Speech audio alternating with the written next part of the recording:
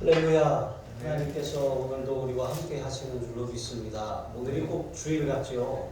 그런데 너무 감사한 것은 코로나로 인해서 작년에는 우리가 현장 예배를 드리지 못했어요. 영상으로만 그렇게 예배에 참여했었는데 또 이렇게 모일 수 있어서 참 감사하고 또 한 해 동안 또 우리를 지켜주시고 강건하게 베풀어 주신 귀한 은혜 우리가 찬양하지 않을 수가 없습니다. 이 코로나 상황에서도 잘 살아남으셨습니다. 절대로 아프지 마시고 입원도 하지 마시고 죽기는 더더욱 하지 마시고 정말 건강하게 교회를 또 가정을 또 삶을 잘 세워나가시기를 주님의 이름으로 축복합니다.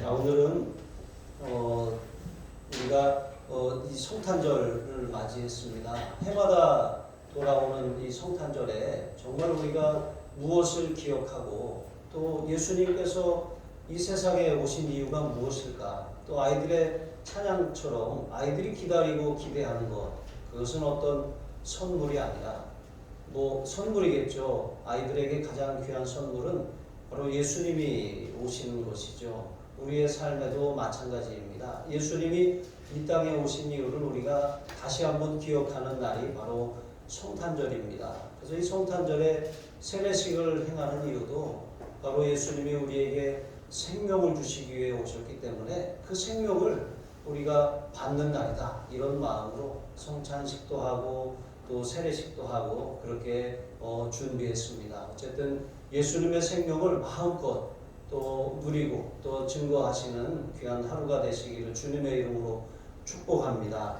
여러분, 예수님께서 이 땅에 왜 오셨습니까? 예수님은 바로 어두움을 물리치기 위해서 오셨습니다. 예수님은 참 빛이시라고 말씀하셨어요. 우리가 깜깜한 곳에 갔다가 깜깜한 방에 이 불을 탁 켜는 순간 어두움이 일순간에 물러가고 사라지는 것입니다. 예수님은 우리 인생의 모든 어두움, 죄로 인해서 우리에게 찾아온 드리운 그런 사망의 그림자와 같은 어두움을 일순간에 물러가게 하시는 분이십니다. 누구든지 예수님을 영접하는 사람, 예수님을 주와 또 이 구원자로 모시는 모든 사람마다 인생의 모든 삶의 방황이 끝나고 어두움이 끝나고 그 터널이 끝나고 예수님과 함께 빛의 자녀의 삶을 살게 된 줄로 믿습니다. 1절과 2절에 보시면 선지자 이사야는 전에 고통당하던 사람들, 전에 멸시를 당하고 어둠 가운데 있었던 스불론 땅, 납달리 땅, 해변길, 이방의 갈릴리가 하나님께서 빛을 비추사 그들이 영화롭게 되었다라고 말씀하고 있는 것입니다. 여러분, 이 성경에 기록된 이 땅들은 약속의 땅에서 약속의 자녀로부터 하나님의 기업에서 떨어져 나간 그런 곳들, 점차 멀어지다가 완전히 하나님과 상관없는 삶을 살던 그런 존재들을 상징하는 것이죠. 아담과 하와가 하나님 앞에 범죄함으로 하나님을 떠났던 것처럼 여러분, 인생의 문제는 하나님을 떠난 데서 시작되어지는 것입니다. 하나님을 떠났습니다. 우리가 하나님을 떠남으로 죄 가운데 빠졌습니다. 죄라고 하는 것은 성경에 이 어떤 행위 자체만을 말하는 것이 아니라 그 죄라고 하는 것은 이 살아있는 세력이라고 말씀하고 있는 것을 보면 이 죄는 우리가 하나님을 떠난 순간부터 우리를 끌고 다니는 거예요. 어두움으로 사망으로 끌고 다니는 것입니다. 도적이 오는 것은 도적질하고 죽이고 멸망시키려는 것뿐이요 내가 온 것은 양으로 생명을 얻게 하고 더 풍성히 얻게 하려 함이라 말씀하신 것처럼 마귀는 하나님께 속한 하나님의 자녀의 그런 이 신분을 박탈하게 만들고 또 하나님을 떠나서 죄에 빠지게 만들고 하나님이 우리에게 약속하신 기업과 축복과 은혜들을 아무것도 누리지 못하게 만드는 것이 바로 마귀인 것입니다. 여러분, 이 마귀가 우리 삶에 들이운 어두움, 인생의 그늘, 그 그늘에 아주 최고의 그늘은 바로 사망의 그늘 아니겠습니까? 이것을 물리치기 위해서 예수님이 오셨다고 말씀하시는 것입니다. 하나님을 떠났고 죄에 빠졌으며 결국은 사망에 이르게 된 우리 인생의 운명을 바꾸기 위해서 예수님이 이 세상에 오신 것입니다. 여러분, 이 지역들, 이 성경에 언급된 이 지역들은 특별히 이사야 당시에 아수르의 극심한 그런 압제를 당하던 곳입니다. 하나님의 보호의 손길을 벗어난 이제 그런 곳이라고 할 수가 있습니다. 이런 암울한 상황 가운데서 하나님께서 그 고통당하고 압제를 당하던 땅에 이제 빛을 비추시겠다 말씀하신 것처럼 그들을 아수르의 손에서 구원하시겠다라고 하시는 약속이지만 궁극적으로는 인생의 모든 어두움과 죄와 사망의 그늘 아래서 고통당하는 우리 인류를 구원하시게 하시겠다는 그런 하나님의 계획인 줄로 믿습니다. 여러분, 우리가 죄 가운데 고통을 받으며 살아가고 있어요. 그런데 더욱 심각한 것은 우리가 죄 가운데 고통을 당하고 있다라고 하는 것을 알지 못한다는 거예요. 내가 아픈데 아픈 줄 모르고 살고 있는 것입니다. 괜찮은 줄 알았는데 어느 순간 내가 괜찮지 않다는 것을 깨닫는 것입니다. 여러분, 어두운 가운데 있을 때는 어두운 가운데 있을 때는 우리의 본 모습이 제대로 드러나지 않습니다. 그런데 빛 앞에 딱 나아가는 순간 우리가 문제가 있다라고 하는 것을 발견하게 되는 것이죠. 마치 무슨 자기 공명 영상 장치에 딱 이렇게 들어가서 우리 몸을 딱 촬영하고 나니까 없던 병들이 막 나타나고 생기기 시작하잖아요. 그 병이 원래 없었던 것이 아니라 있었는데 그 MRI에 들어가니까 나타나는 것 아니겠습니까? 여러분, 영적으로도 우리가 죄인임을 알지 못하고 깨닫지 못했어요. 왜? 어두운 가운데 살고 있었기 때문에 그렇습니다. 그런데 예수님 앞에 나오는 순간 우리가 죄인임을 깨닫게 되는 거예요. 베드로처럼 주여, 저는 죄인이로소이다. 저를 떠나소서, 이렇게 고백한 것처럼 여러분, 우리의 실상이 바로 그와 같다라고 하는 것입니다. 문제가 있는데 문제가 있는지를 알지 못하고, 아픈데 아픈 것을 인식하지 못하고, 죄 가운데 하나님의 진노가 우리 위에 머물러 있는데 그것을 알지 못하고 막연한 두려움을 가지고 살아가고 있다는 것입니다. 그러나 한 번 죽는 것은 사람에게 정하신 것이요 이후에는 심판이 있으리니 말씀하신 것처럼 이것이 바로 사람의 운명이라고 하는 것입니다. 죄의 참상으로 고통을 당하고 있으면서도 죄에 대한 그런 인식을 전혀 하지 못하고 있는 거예요. 마음이 죄를 지으면 지을수록 사람의 마음은 자꾸 공허해지게 되어 있어요. 이 죄라고 하는 것은 육신의 즐거움을 잠깐 주는 것입니다. 하지만 그 잠깐 주는 즐거움을 탐닉하다 보면 우리의 몸도 망가지고 물질도 없어지고 또 관계도 깨지고 또 영적으로는 공허함이 점점 커져간다라고 하는 사실입니다. 하나님께서 우리 사람을 지으실 때 이제 프랑스의 철학자이며 신학자인 파스칼은 하나님이 사람을 지으실 때 그 안에 한 영혼 안에 한 공간을 지었다고 말합니다. 그 공간은 이 다른 어떤 것으로도 채울 수 없는데 사람들은 그 공간을 메꾸려고 많은 것, 물질이나 명예나 권세나 다른 어떤 것들을 통해서 그걸 메워보려고 한다는 거예요. 하지만 이것은 블랙홀처럼 채워지지 않는 거예요. 사람의 어떤 노력이나 방법으로 채울 수가 없는 것입니다. 마치 뜨거운 그런 태양 아래서 콜라를 탁 마시면 엄청 시원하잖아요. 그런데 물을 안 마시고 계속 콜라만 마시면 갈증이 더 심해지는 것 아니겠습니까? 바닷물을 우리가 목마르다고 해서 바닷물을 퍼서 마시지 않는 것과 같은 이치입니다. 세상의 것은 마치 그와 같아요. 그런데 이 공허한 삶의 공간, 영혼 안에 있는 빈 공간은 하나님으로만 채울 수 있답니다. 여러분, 하나님을 떠난 인간이 하나님께로 돌아오는 그 순간 우리는 삶의 진정한 의미를 발견하고 목적을 발견하고 인생이 깜깜해서 앞이 보이지 않았던 그런 어두운 가운데서 빛으로 나오게 되는 줄로 믿습니다. 여러분, 분명히 이 세상은 악한 영들이 지배하고 있습니다. 에베소서 6장 12절에 보시면 우리의 씨름은 혈과 육을 상대하는 것이 아니요 통치자들과 권세들과 이 어두움의 세상 주관자들과 하늘에 있는 악의 영들을 상대함이라 그랬습니다. 여러분, 우리가 하나님을 보지 못하도록, 하나님께로 나아가지 못하도록 어두움 가운데 살게 하는, 그래서 우리의 실상을 보지 못하고 살다가 결국은 심판에 이르게 만들려고 하는 것. 여러분, 이것이 사단의 전략입니다.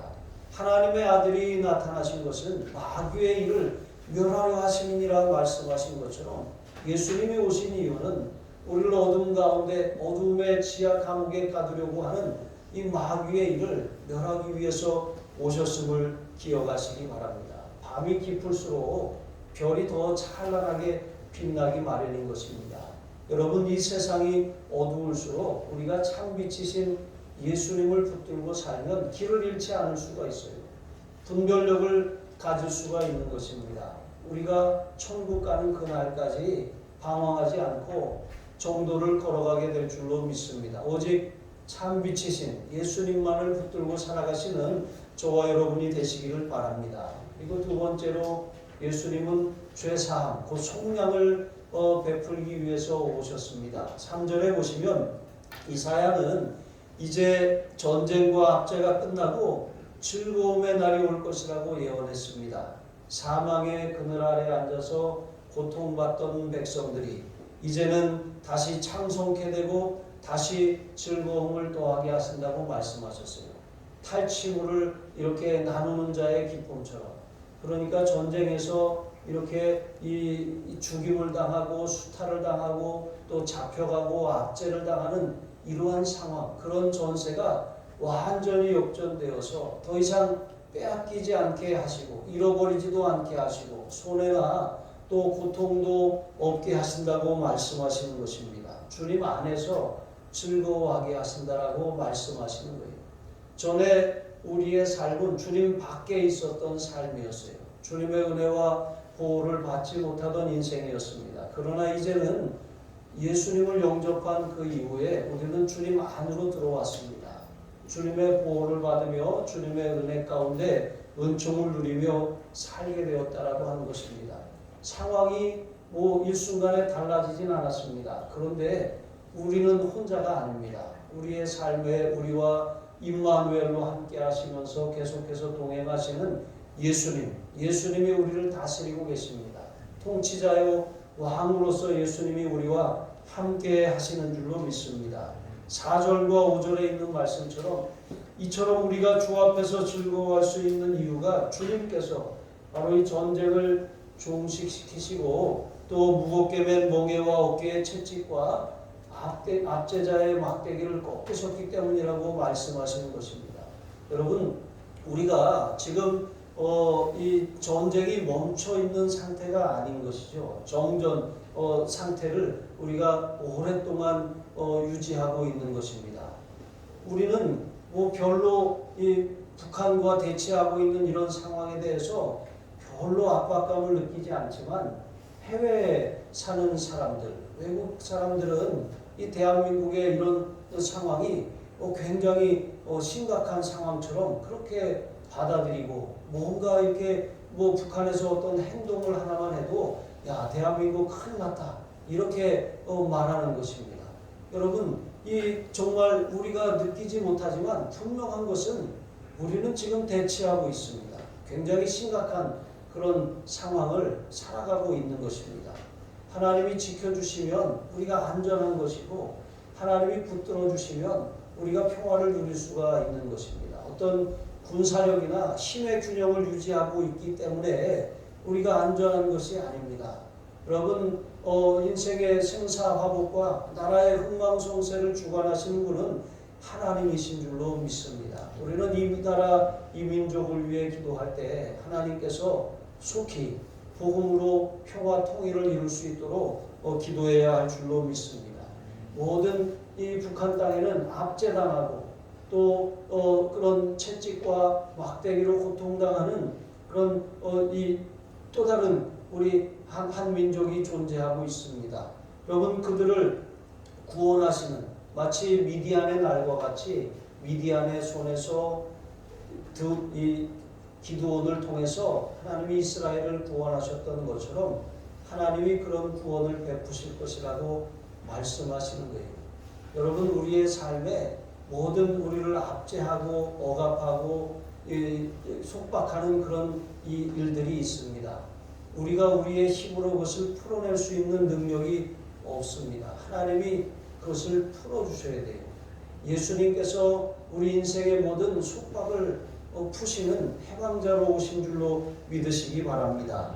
그래서 우리가 이 미디안의 날과 같이 하셨다라고 하는 것, 그것은 오직 하나님의 은혜로 하나님께서 인생의 모든 무거운 짐을 벗기시고 압제를 해결하셨다라고 하는 의미예요. 왜냐하면 이스라엘 백성들이 미디안과의 그런 싸움을 싸울 때 하나님께서는 그들로 하여금 그들이 모은 군사로 그들을 상대하게 하지 않으셨습니다.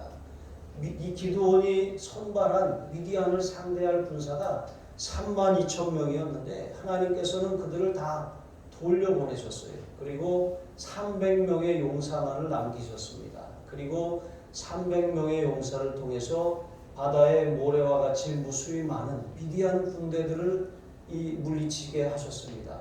여러분, 300대 그런 수십만의 군사를 이길 수 있는 비결은 이것은 어떤 군사력의 그런 이 균등함 때문에 오는 것이 아닙니다.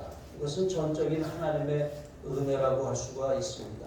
여러분, 이것은 우리를 사람의 공로나 노력이 아니라 오직 예수 그리스도의 십자가 공로와 그 은혜로 구원하실 것을 예표하는 그런 이 말씀이라고 할 수가 있는 것입니다. 오직 우리는 우리의 공로가 아니라 예수님의 보혈의 능력으로 구원을 받았어요. 예수님이 이 땅에 오신 이후 여러분, 우리를 속량하시기 위해서 자신의 이 피값으로 피로 우리의 그런 이 값을, 우리의 생명값을 지불하시고 사시기 위해서 오신 것입니다. 골로새서 1장 12절로 14절에 보시면 우리로 하여금 빛 가운데서 성도의 기업의 부분을 얻기에 합당하게 하신 아버지께 감사하게 하시기를 원하노라. 그가 우리를 흑암의 권세에서 건져내사 그의 사랑의 아들의 나라로 옮기셨으니 그 아들 안에서 우리가 속량 곧 죄사함을 얻었느니라.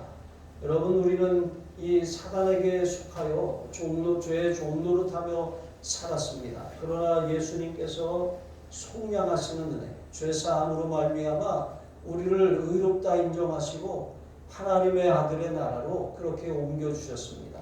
여러분, 예수님이 이 땅에 오신 이유는 바로 우리를 죄에서 구원하시기 위함인 줄로 믿습니다. 세 번째로 예수님이 이 땅에 오신 이유는 우리에게 완전한 평강을 주시기 위함입니다. 6절에 보시면 여기 한 아들이 기록되어 있습니다. 한 아들. 이 표현이 무엇입니까? 한 아기라고 하는 말은 우리가 아기로 세상에 태어나는 것처럼 예수님께서 완전한 사람으로 이 땅에 오셨다라고 하는 말이에요. 그리고 한 아들이시라고 하는 것은 예수님은 완전한 하나님이시라고 하는 의미예요. 하나님의 아들이시라고 하는 것이죠. 예수님은 이처럼 신성과 인성을 모두 지니신 완전한 구원자로 이 땅에 오셨어요. 예수님을 그래서 메시아라고 말하는 것이죠. 메시아라고 하는 말, 이 말은 다른 말로 그리스도라고 하는데 기름 부음을 받은 자라고 하는 의미입니다.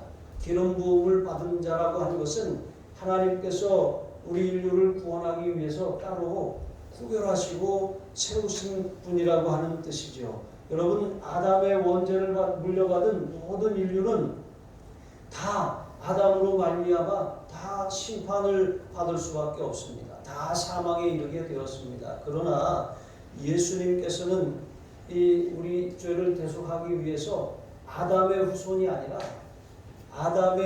아닌 그런 아담의 원죄를 물려받지 않은 존재로 이 땅에 오셔야 했습니다. 그래서 예수님은 하나님의 아들이시고 또 뿐만 아니라 이렇게 죄가 하나도 없으신 것이죠. 이렇게 죄가 없으신 하나님이시고 완전한 사람이 되심으로 말미암아 우리 인류의 죄를 담당하실 수가 있게 되는 것이죠. 자신이 죄를 지은 사람이 자신의 이 죄도 감당하지 못하는 사람이 다른 사람의 죄를 위해서 죽을 수는 없는 것입니다. 그러므로 예수님께서는 아무 죄도 없으신 분이 우리 인류를 대표해서 죽으셨을 뿐만 아니라 또 죽음으로 끝났다면 여러분 아무 의미가 없습니다. 예수님은 죽으셨다가 다시 살아나신 부활하신 이 하나님이십니다. 그러므로 우리를 죽으면서 다시 일으키실 수 있는 그런 하나님이신 것이죠. 이렇게 예수님은 참 하나님이시며 참 사람이심으로 우리를 구원하신 것이죠. 여러분 여기에 보면 기묘자라 모사라 이렇게 표현하고 있습니다. 기묘자라 모사라 이런 말은 기묘하다라고 하는 말은 원더풀하다라고 하는 말이에요. 놀랍고 기이하다라고 하는 그런 뜻입니다. 그러면 원더풀 카운슬러라고 하는 뜻은 카운슬러는 조언자 또 상담가 가르치는 사람 이런 뜻이 있잖아요. 그러니까 놀라운 그런 조언자, 놀라운 상담가, 놀라운 그런 스승이 되신다라고 하는 그런 의미인 것입니다. 여기 놀랍다라고 하는 것은 정말 우리 인생이 상상도 할 수 없는 그런 기이한 방법으로 우리를 이끄시고 인도하시는 분이시라고 하는 그런 의미인 것입니다. 하나님의 아들 예수 그리스도를 영접한 사람들은 이렇게 원더풀 카운슬러를 모신 사람입니다. 예수님이 우리 인생의 왕이요 통치자가 된 사람들은 우리가 우리의 삶을 앞이 보이지 않고 어떻게 살아야 하고 무엇을 선택해야 될지 알지 못하는 그런 깜깜한 상황 가운데서 정확한 인도와 정확한 도움을 우리에게 허락하시는 분이라고 하는 사실입니다. 여러분 이 세상에는 악한 모사가 있고 또 지혜로운 모사가 있어요. 근데 이 악한 모사는 아주 이 어리석은 모사라고 할 수가 있는 것입니다. 인생의 어떤 모사, 어떤 그런 이 지혜자를 만나느냐에 따라서 그 인생의 결과가 달라지는 것입니다. 우리가 사울이라고 하는 왕을 알고 있습니다. 그는 국가의 중차대한 위기를 만났어요. 그리고 자기 자신도 굉장히 이 조급한 그런 아주 이 갈급한 상황을 만났습니다. 그런데 그가 여호와께 묻지 아니하고 신접한 여인에게 가서 물었습니다. 그 일로 인해서 사울이 죽게 된 것이죠. 이게 결정적인 그 죽음의 이유인 것입니다. 여러분 많은 사람들이 조언자를 찾아다녀요. 점을 보러 가고 무당을 찾아가고 뭔가 지혜를 나에게 알려줄 만한 사람들을 찾아가 헤매고 다니는 것입니다. 어디 가서 예언 기도를 받아서 내 인생에 좀 답답한 문제를 해결해 보려고 하는 그런 이 어리석음을 범할 때도 있습니다. 그러나 여러분 예수님은 우리의 원더풀 카운슬러라고 말씀하셨어요. 우리가 다른 사람에게 물을 것이 아닙니다. 구원받은 우리에게는 예수님이 영으로 우리 안에 들어와 계셔요.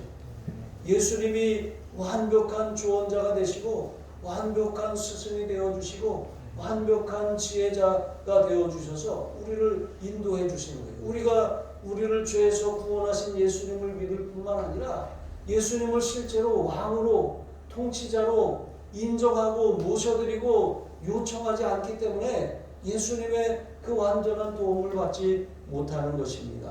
여러분 솔로몬의 아들 르호보암은 이 지혜로운 노인들의 그런 지혜를 구하지 않고 자기와 함께 자란 이 젊은 사람들의 의견을 따르다가 나라가 둘로 쪼개지고 말았습니다.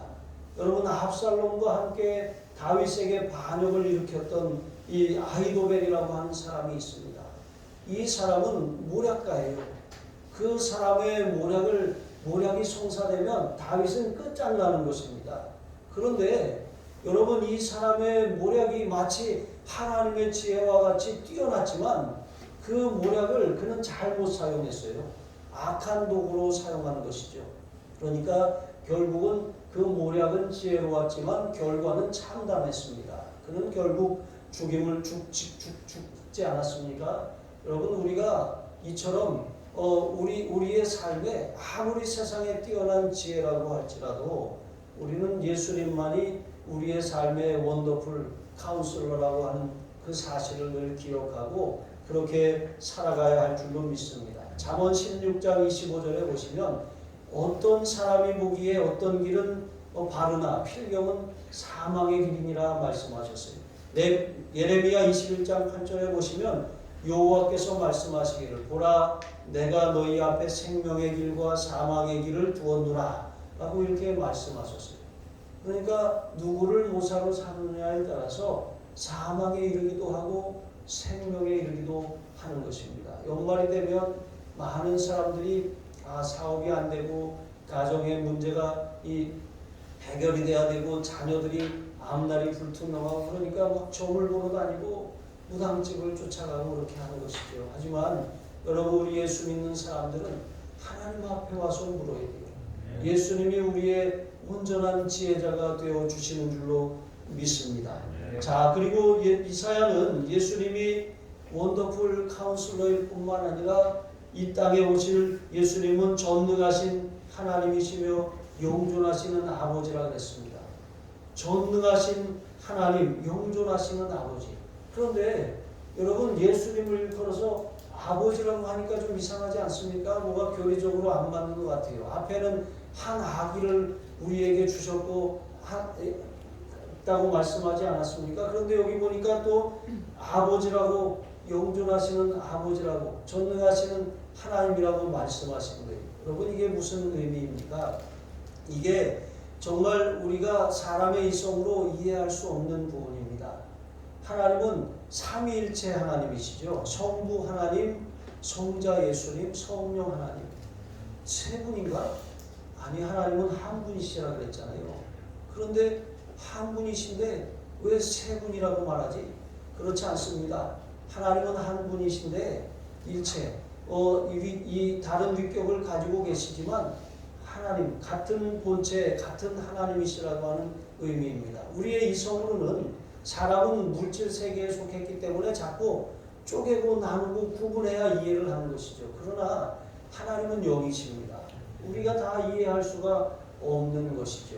여러분 이처럼 우리가 예수님께서 육신으로 계실 때 하나님을 아버지라고 부르셨어요. 그런데 예수님이 부활하시고 승천하셔서 하늘 보좌 우편에 앉아 계시는데 그 예수님을 이사야 선지자는 영존하시는 아버지라고 말씀하셨어요.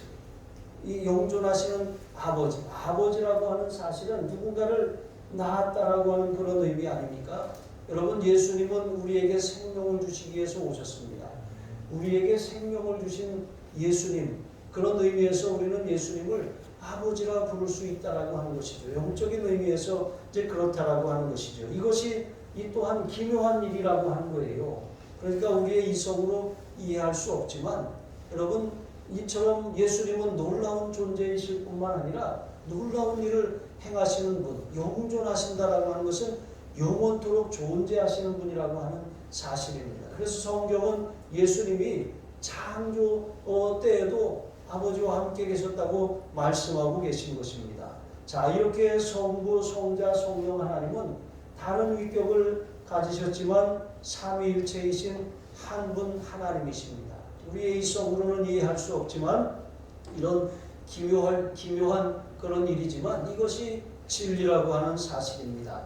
자, 이렇게 예수님은 비록 육체로 오셨다가 육체의 죽임을 당하셨지만 육체에 머물지 아니하시고 부활하셔서 하늘 보좌 우편에 앉으셨습니다. 여러분 영원전부터 존재하고 계셨고 영원토록 존재하시는 분이십니다.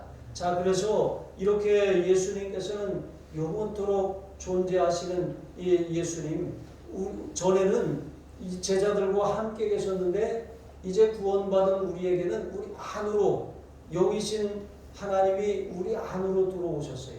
아버지와 아들이 하나인 것처럼 우리도 성령 안에서 아버지와 하나가 되게 하신 것입니다. 하나님이 우리 안으로 들어오시는 거예요.